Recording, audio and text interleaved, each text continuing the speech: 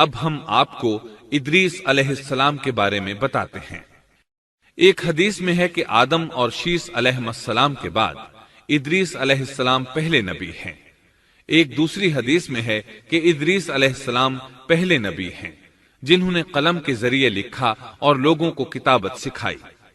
حافظ ابن کثیر نے ان کا حلیہ کچھ یوں بیان کیا ہے: پورا قد و قامت، خوبصورت، خوب رو، گھنی داڑھی، عمدہ اوصاف کے مالک، چوڑے کندھے، مضبوط ہڈیاں، دبلے پتلے، سرمگی چمکدار آنکھیں، گفتگو باوقار، خاموشی پسند، سنجیدہ اور متین، چلتے ہوئے نظر نیچی، انتہائی فکر و خوض کے عادی، غصے کے وقت سخت غضبناک، باتیں کرنے میں شہادت کی انگلی سے بار بار اشارہ کرنے کے عادی۔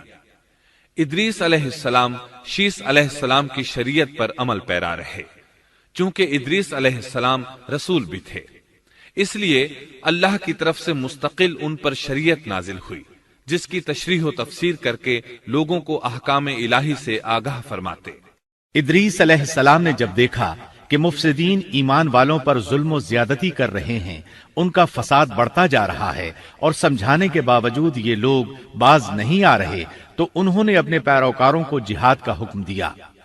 ادریس علیہ السلام پہلے شخص ہیں جنہوں نے اللہ کے راستے میں جہاد کیا، غنیمتیں حاصل کی اور دشمنوں کو قیدی بنایا، لیکن غنیمتیں اور قیدی ان کے لیے حلال نہیں تھے۔ رسول اللہ صلی اللہ علیہ وسلم پہلے رسول ہیں جن کے لیے غنیمتیں حلال کی گئیں، لیکن یہ بات یقینی ہے کہ جہاد سب سے پہلے ادریس علیہ السلام نے کیا۔ انہوں نے جہاد کے لیے سب سے پہلے ایک لشکر تیار کیا، پھر اس لشکر کو 2 حصوں میں تقسیم کیا۔ ایک حصہ پیادوں پر مشتمل تھا، دوسرا سواروں پر۔ چنانچہ بھرپور تیاری کے بعد ادریس علیہ السلام نے قابیل کی قوم پر چڑھائی کر دی۔ حق و باطل کے درمیان زبردست مارکے ہوئے۔ آخرکار ادریس علیہ السلام نے انہیں گھٹنے ٹیکنے پر مجبور کر دیا۔ ان کا بہت سا مال و اسباب لوٹ لیا اور لوگوں کو قیدی بنا لیا۔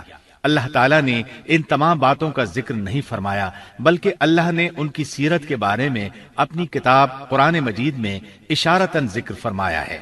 مثلا سورہ مریم آیات 56 اور 57 میں ارشاد ہوتا ہے: اور اس کتاب میں ادریس کا بھی ذکر کر، وہ بھی نیک کردار نبی تھے، ہم نے انہیں بلند مقام پر اٹھایا۔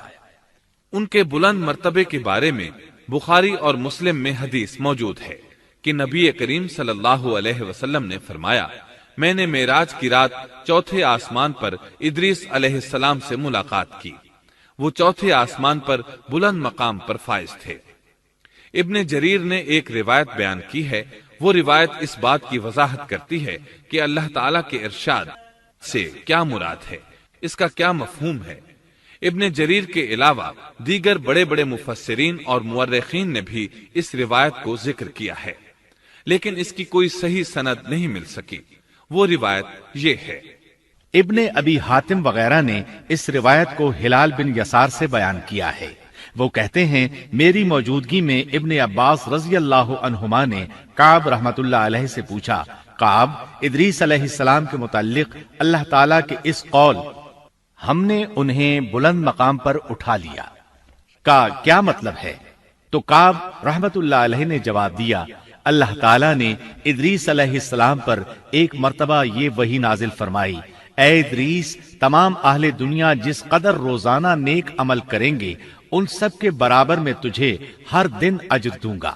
ادریس علیہ السلام نے یہ سنا تو انہیں خواہش محسوس ہوئی کہ میرے اعمال میں روز افزوں اضافہ ہو، اس لیے عمر کا حصہ طویل ہو جائے تو اچھا ہے۔ انہوں نے وحی الہی اور اپنے اس خیال کو ایک رفیق فرشتے پر ظاہر کر کے کہا: اس معاملے میں موت کے فرشتے سے گفتگو کرو تاکہ میں نیک اعمال کا زیادہ سے زیادہ وقت حاصل کر سکوں۔ اس فرشتے نے جب یہ سنا تو ادریس علیہ السلام کو اپنے بازوؤں پر بٹھا کر لے اڑا۔ جب یہ 4تھے آسمان سے گزر رہے تھے تو موت کا فرشتہ زمین پر آنے کے لیے اتر رہا تھا، وہیں دونوں کی ملاقات ہو گئی۔ دوست فرشتے نے موت کے فرشتے سے ادریس علیہ السلام کے بارے میں گفتگو کی۔ موت کے فرشتے نے دریافت کیا: ادریس علیہ السلام کہاں ہیں؟ اس نے کہا: میری پشت پر۔ موت کا فرشتہ کہنے لگا، مجھے اللہ کی طرف سے یہ حکم ملا ہے کہ چوتھے آسمان پر ادریس علیہ السلام کی روح قبض کروں۔ اس لیے میں سخت حیرت میں تھا کہ یہ کیسے ممکن ہے، ادریس علیہ السلام تو زمین پر ہیں۔ چنانچہ موت کا فرشتہ ادریس علیہ السلام کے پاس آیا، ان سے اجازت طلب کی اور ان کی روح قبض کر لی۔ انبیاء کو یہ امتیاز حاصل ہے کہ فرشتہ ان کی اجازت کے بغیر ان کی روح قبض نہیں کر سکتا، اور رسول اللہ صلی اللہ علیہ وسلم کو تو یہ اختیار دیا گیا کہ آپ دنیا میں مزید رہنا پسند کریں تو رہ سکتے ہیں، یا پھر رفیق اعلیٰ کی رفاقت کو پسند کر لیں۔ آپ نے رفیق اعلیٰ کی رفاقت کو پسند فرمایا۔ اس طرح ادریس علیہ السلام کی روح چوتھے آسمان پر قبض کی گئی۔ انہیں بھی عیسیٰ علیہ السلام کی طرح آسمان پر اٹھایا گیا۔ فرق یہ ہے کہ عیسیٰ علیہ السلام کی روح قبض نہیں کی گئی۔